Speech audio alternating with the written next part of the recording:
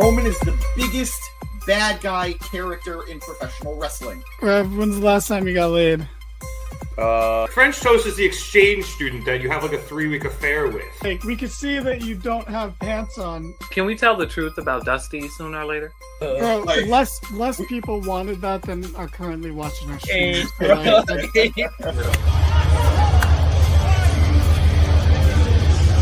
And you know Vince, and you still think, are these true? It's like... Welcome to the Mark It Down podcast.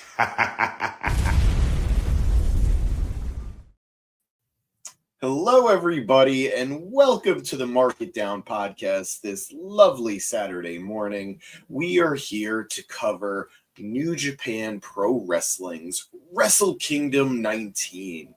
If you guys know, here at the pod, we don't cover New Japan all that often, but when we do, we're here for the big events, and you can't get any bigger for New Japan than Wrestle Kingdom. This was a stacked card. Title matches abound. Dream matches abound. Grudge matches abound. And from top to all the way through almost, this was a fantastic, fantastic show.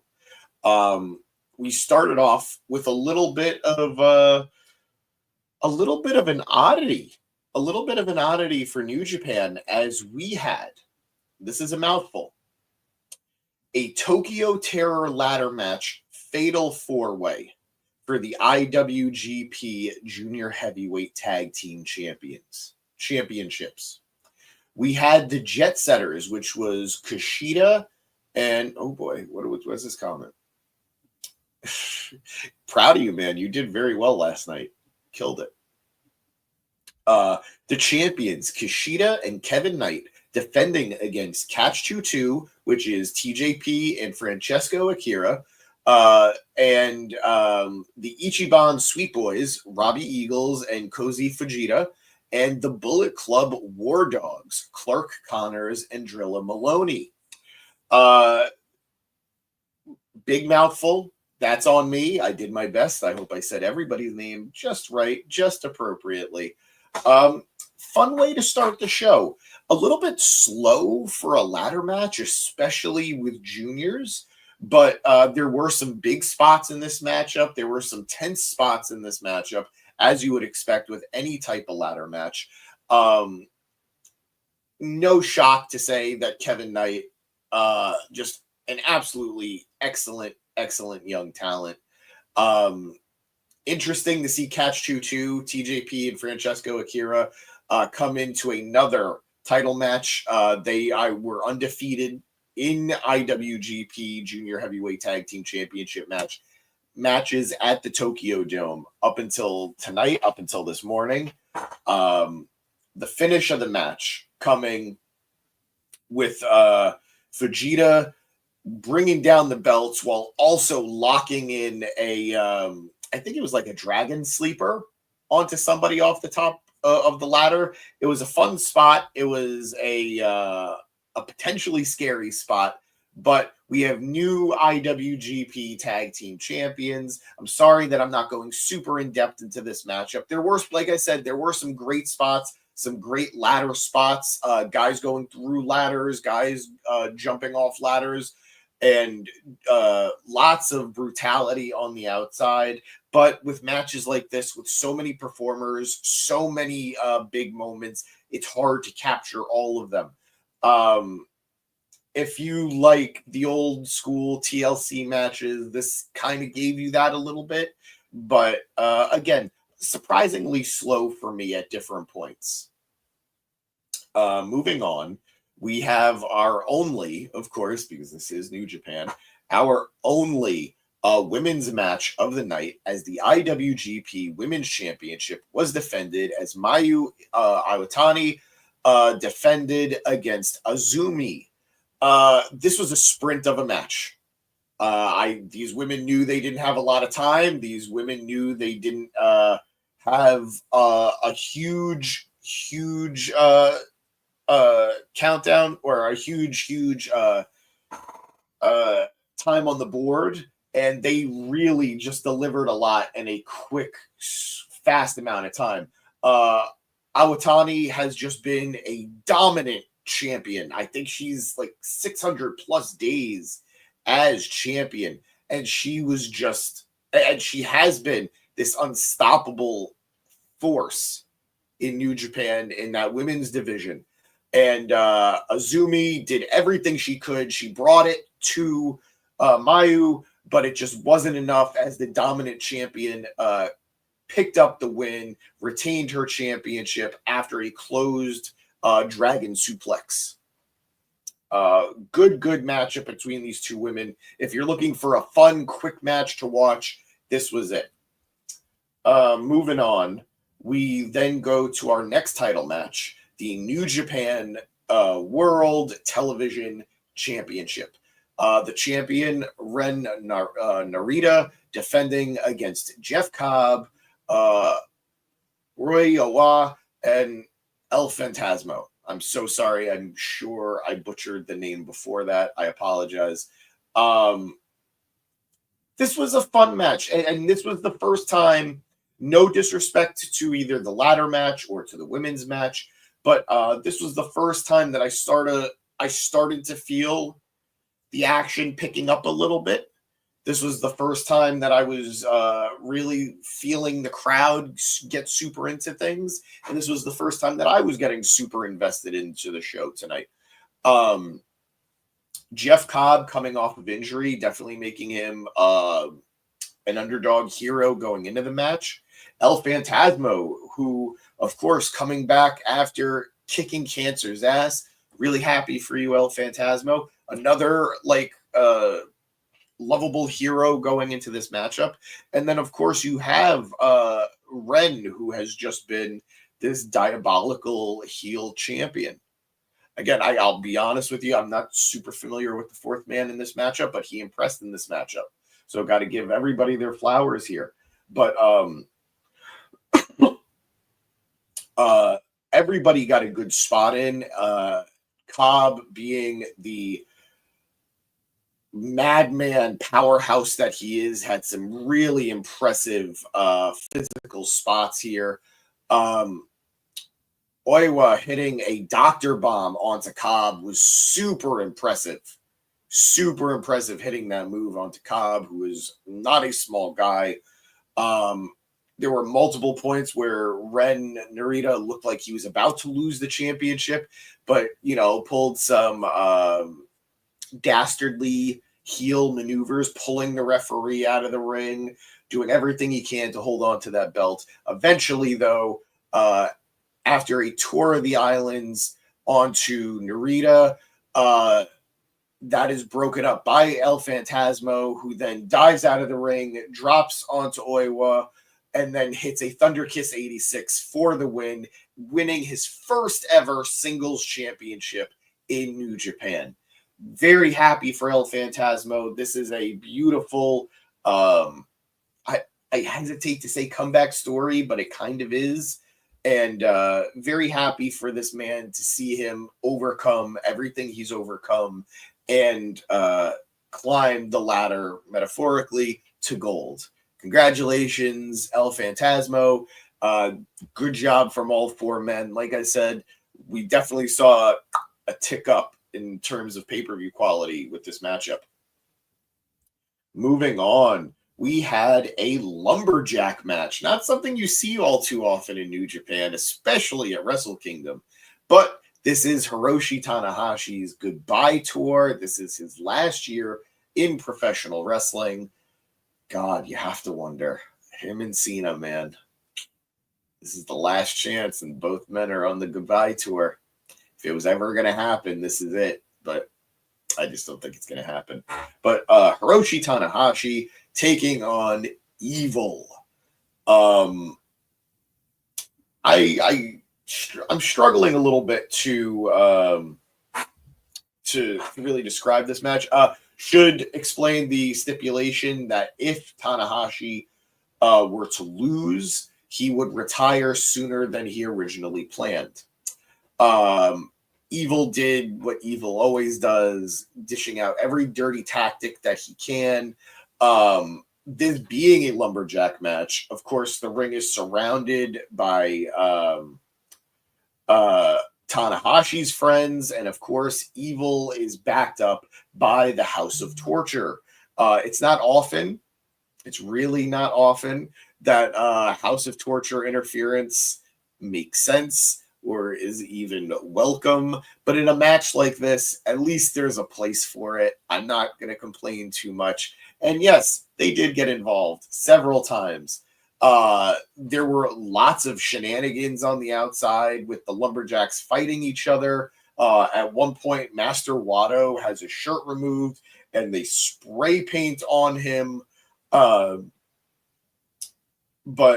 overall, the good guy Lumberjacks are able to get it together. The good guy Lumberjacks are able to mount an offense. Tiger Mask, Master Wato, Oleg Bolton, all doing everything they can. I guess I'm sorry, I said Bolton, but he really wasn't on the good guy side. He was on the bad guy side there. Comeback coming at the end after a sling blade and a failed high fly flow, which was thwarted by Dick Togo. Evil then hit every big move that he can or he could on Tanahashi. A dead end. Evil went for the pin, almost got it, but it was reversed into a quick pin by Tanahashi, getting the 1-2-3, barely surviving. Now, that match, it is what it is. It was a Tanahashi Evil match in 2025. You can't be shocked with that type of match. But you can be shocked as to what happened after the match. After the match, House of Torture continuing the beatdown, continuing the offense against the ace of New Japan. And as all hopes seem to be lost, out comes a hero. Out comes an unexpected savior. Is Shibata made his unbelievable return to New Japan. We have not seen Shibata in a New Japan ring in quite some time. I believe it was Wrestle Kingdom 17 that brought upon the very tense relationship between New Japan and Shibata, as he was supposed to only have a exhibition match, a catch-style wrestling match, but he decided after being injured for so long, he was going to have a match. So to see Shibata back in a New Japan ring, making the save, wearing an AEW hoodie, mind you, and then after saving Hiroshi Tanahashi, challenging him to a one-on-one match tomorrow at Wrestle Dynasty, mind-blowing. Great segment. Highlight of the match, which unfortunate, but it's true.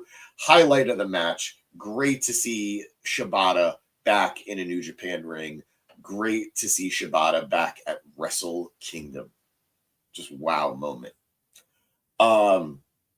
Moving on, speaking of AEW talent, we have a winner-take-all match for the Never Openweight Championship and the AEW International Championship, as AEW's Konosuke Takeshita took on Shingo Takagi, the Never Openweight Champion for New Japan.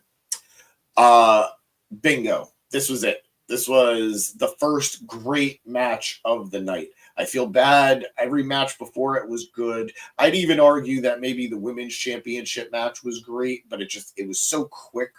But this was the first great matchup of the night. Konosuke Takeshita, who is just hot no matter the company he's in. Whether it's AEW or DDT or New Japan Pro Wrestling, Konosuke Takeshita is just a beloved talent. And then when you mix him in with somebody who is as capable and as likable and is as cool as Shingo Takagi, you know you're going to have a fun matchup. And that's exactly what we got here. These two men beat the shit out of each other. They dropped each other. They hit each other. This was just a powerhouse showing. Takeshita just delivering with ruthlessness. Takeshita, of course, being accompanied by Don Callis family leader himself, Don Callis. Shingo prevented a dive from Takeshita early on and turned the tide with a Death Valley driver. This was an evenly matched collision between these two guys. Takeshita swung things back in his favor, but that was beaten down by a pumping bomber by Takagi. Takeshita started to make a bit of a comeback, nearly gained a big win off of a Blue Thunder Bomb, but alas, Takagi was able to kick out of it. Shingo then countered with a Last of the Dragon, lariats, clotheslines, knees, tigers, lions, and bears. Oh my. Eventually, one more Blue Thunder Bomb, and wasn't quite it. It was the broken arrow, the Falcon Arrow. Sorry, broken arrow. I'm tired, guys. It's been a long night. A Falcon Arrow from Takeshita is able to secure him a never Openweight championship to add to his collection. 2 belts, Takeshita. Bring it on. But Takeshita is not safe, as after the match, he had a stare down with his challenger for tomorrow, or I guess tonight, at Wrestle Dynasty, Tomohiro Ishii. Very excited for this matchup. It's going to be painful. It's going to be hard-hitting, but really excited to see Ishii wrestling in Japan again. It's been a minute. We've been getting a lot of him in AEW and Ring of Honor, and I'm not complaining, but Ishii in Japan at the Tokyo Dome, that just feels right. Good matchup, good showing from both guys, and big necessary win for Takeshita. So bravo, gentlemen. Moving on, unfortunately, to some sad news, to some unfortunate news. We had our IWGP Junior Heavyweight Championship match as champion. DOUKI took on El Desperado. Now, this is a matchup that a lot of people were looking forward to. This is a matchup that I was looking forward to, if I'm going to be honest with you. El Desperado always delivers. DOUKI coming out, having an epic entrance, an epic Japanese entrance, as he was accompanied by Shido Nakamura, who came out in very traditional Japanese garb, had an excellent entrance. And unfortunately, that was kind of the highlight of the match for him. Desperado was sort of slowing things down a little bit, keeping the pace a little bit slow, but throwing everything that he had at the champion. It didn't take too long until the action spilled to the outside. Desperado by the barricade, kind of on the fence, and DOUKI does a senton, a seated senton off of the top rope to the outside, which gets caught into a power bomb sort of situation, and DOUKI just dropping on his elbow on the blue steel barricade. It was ugly. The moment the drop happened, we knew it was not looking good. The referee went to check on DOUKI, and the ref making the smart, protected decision of calling the matchup. El Desperado, our new IWGP Junior Heavyweight Champion, due to very, very unfortunate circumstances. You could tell El Desperado was upset. You could tell everybody was upset after the match, getting on the mic and saying that neither man has anything to be ashamed of or feel sorry about. I'm sure this will be revisited in the future. Wishing a speedy recovery to DOUKI. I hope this isn't too serious. It's unfortunate that this matchup didn't get to happen the way it should have. But that is professional wrestling, and the show must go on, especially if everyone's alive. But moving on, we have another championship match as the IWGP Global Heavyweight Championship was on the line as David Finlay, the leader of Bullet Club, defended against Yota Tsuji. Now, I will be very honest with you guys. I came into this matchup with very low expectations. I'm just not a David Finlay guy. I love Yota Tsuji. I think he is incredible. Sorry, guys, I am still sick, and I'm doing my best here. I love Yota Tsuji. I've loved him since he's come back from Excursion. I've loved him since he made a huge... Sorry, guys. I've loved him since he made a huge splash back in New Japan. But as commentary pointed out, Yota Tsuji has come back and done big things, but he hasn't really won big matchups or big accolades yet. Making it to the finals of the G1, but not winning the G1. Challenging for the IWGP World Heavyweight Championship, but failing to win the IWGP World Heavyweight Championship. He's found himself at the dance before, but he's never really crossed the finish line. Lots of analogies, lots of metaphors today. I'm sorry. Finlay, though, I gotta say, like I said, I went into this match with low expectations, and you know what? More than pleasantly surprised, as I think this might have been match of the night. Just yowie, wowie. These guys absolutely delivered. Finlay being the dastardly heel, using any underhanded tactic at his disposal, trying to get an early advantage, and doing a nice, rough barricade bump to Tsuji.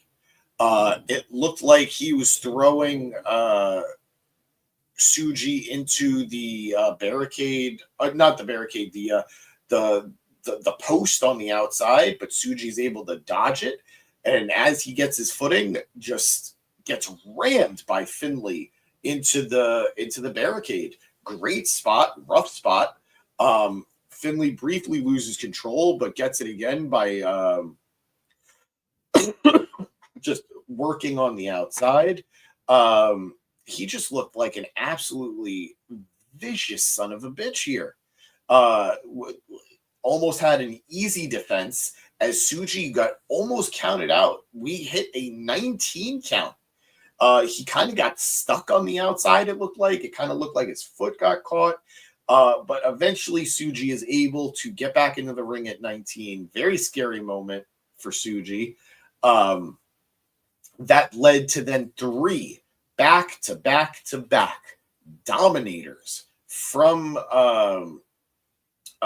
Finlay onto Tsuji, but it wasn't enough to get the job done.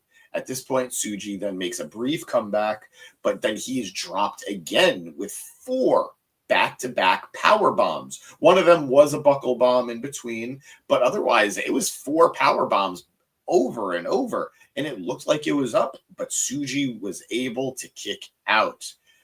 He then hits a Gene Blaster, but Finlay is, he tries to hit a Gene Blaster spear, but that is countered into a gun stun.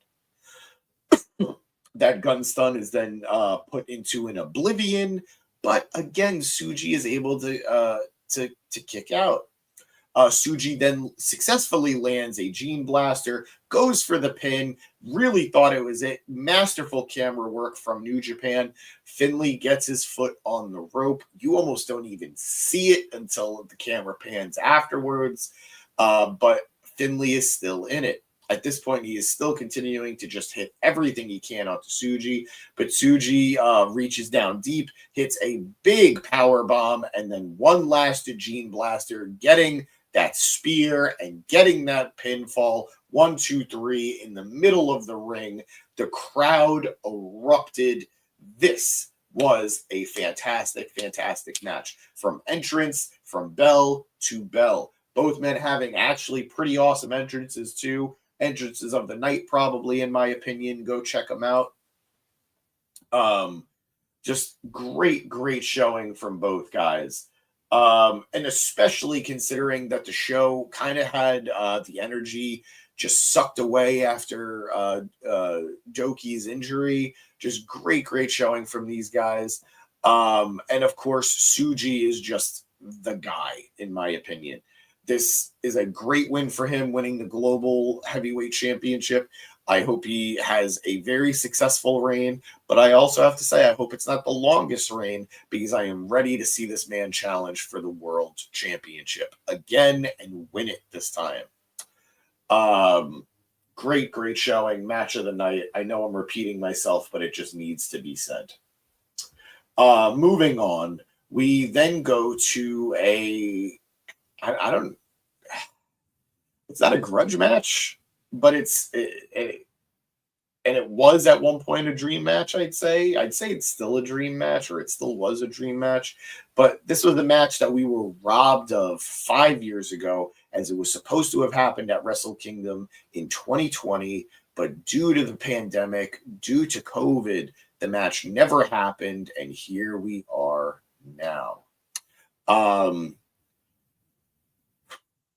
This wasn't a work rate classic. This wasn't a technical masterpiece. This was a far more emotional matchup, as we had these two friends, these two partners, these two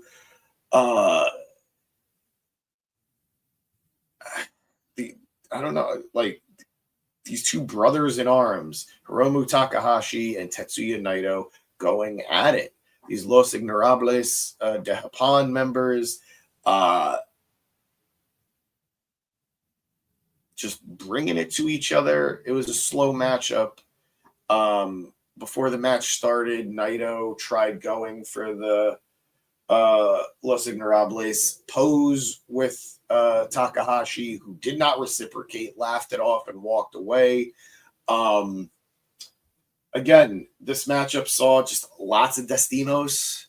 We even got one from Takahashi.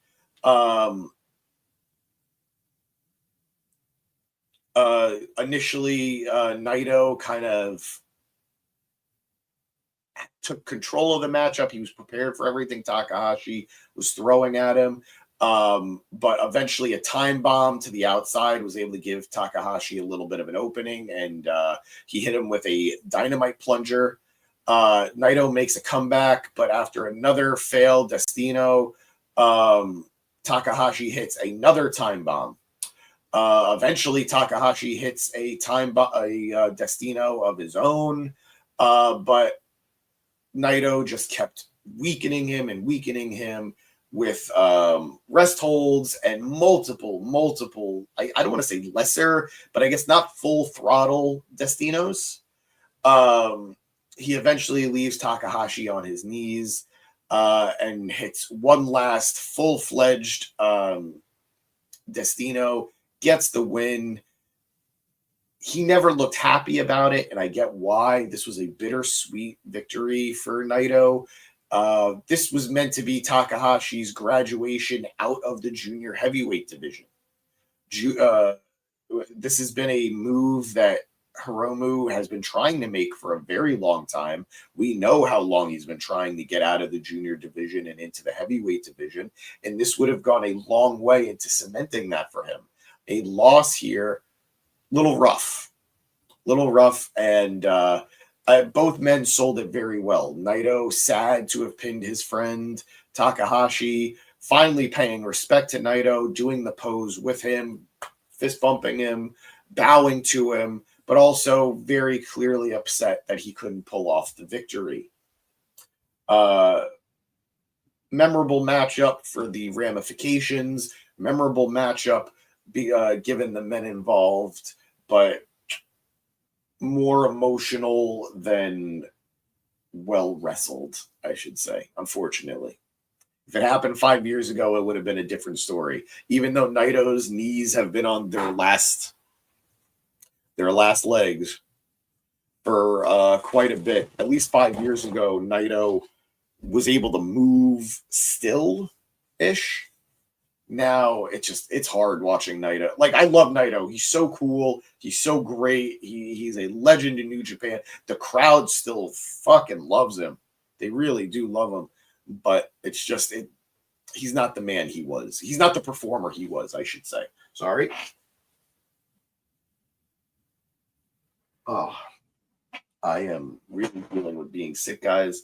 So just doing my best to not die here. But we are ready for our main event. And oh boy, this was a long one. The IWGP World Heavyweight Championship was on the line as Shota Umino challenged World Heavyweight Champion Zack Sabre Jr. Now, very interesting statistics regarding this matchup. One, I believe this is the first time in several years, if not almost ever, that this had two non-main eventers, two people who have never main evented at the Tokyo Dome, main eventing in the Tokyo Dome at Wrestle Kingdom. Huge moment for both men, not something to scoff at. Zack Sabre Jr.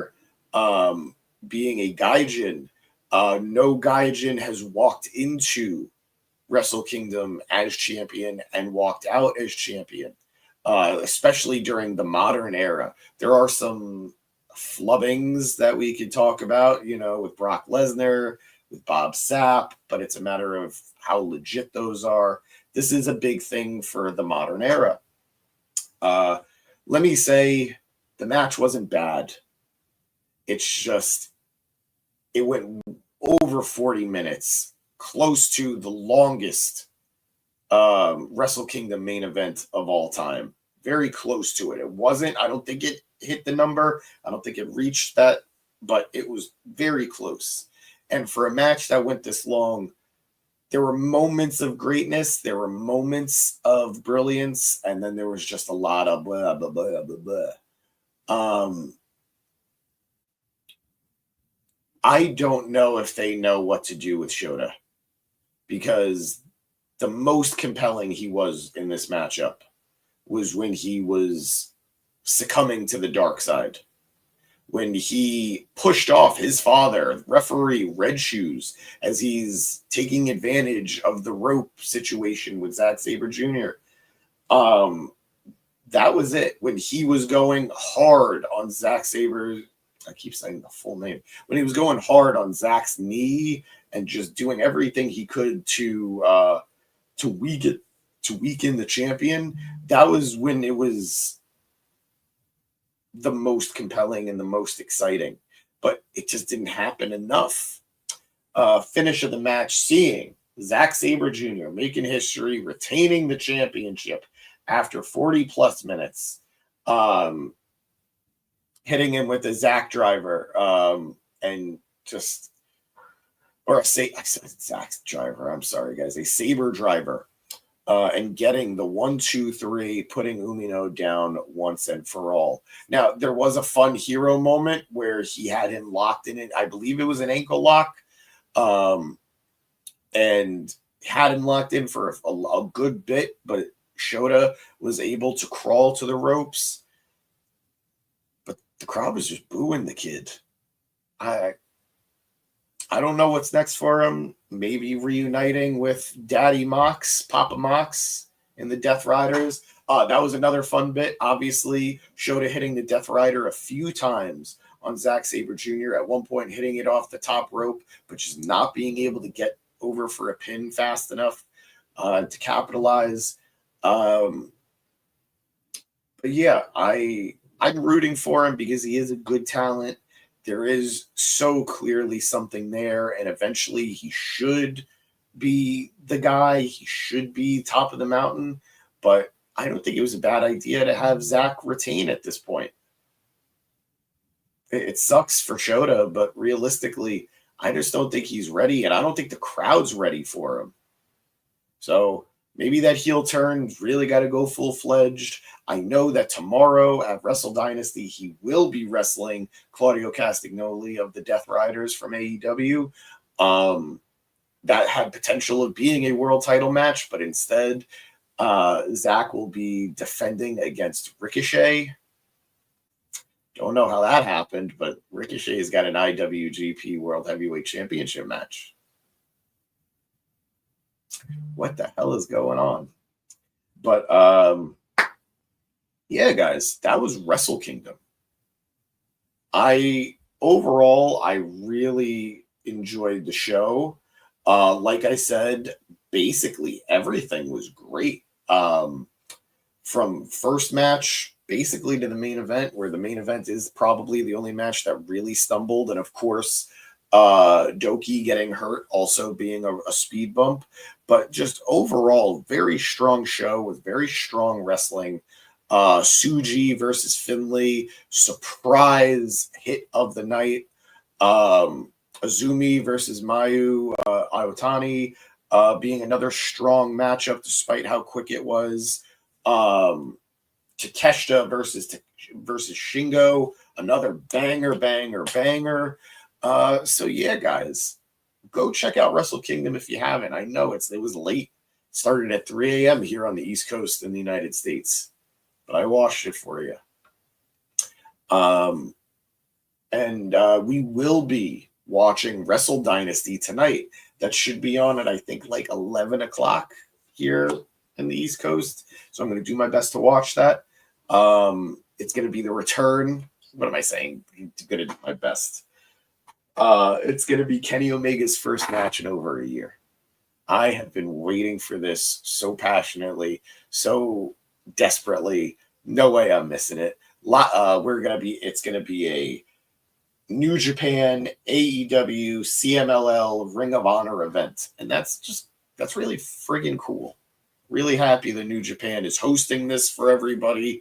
Really happy everybody's going to have a good showing. I'm sure of it. And like I said, I'll be going live afterwards. So check me then, okay? You guys know the deal. First of all, thank you for joining me this morning. I'm going to go to bed as soon as this is over. So, and I'm sure some of you, or all of you, because you're sane people, will be starting your day as opposed to me who's about to end it.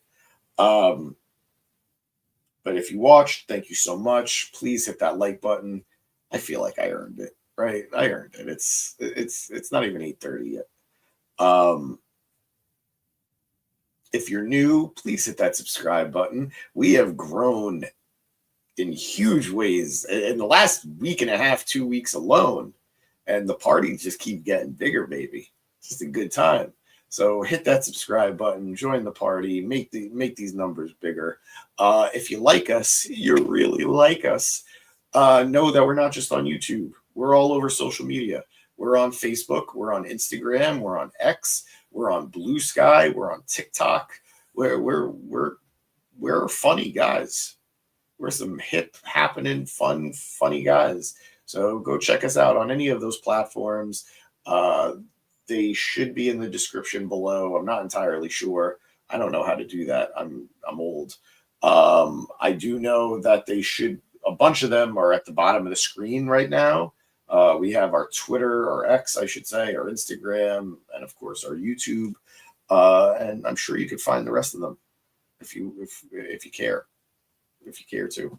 But guys, my name is James Gisanti. This is the Mark It Down podcast.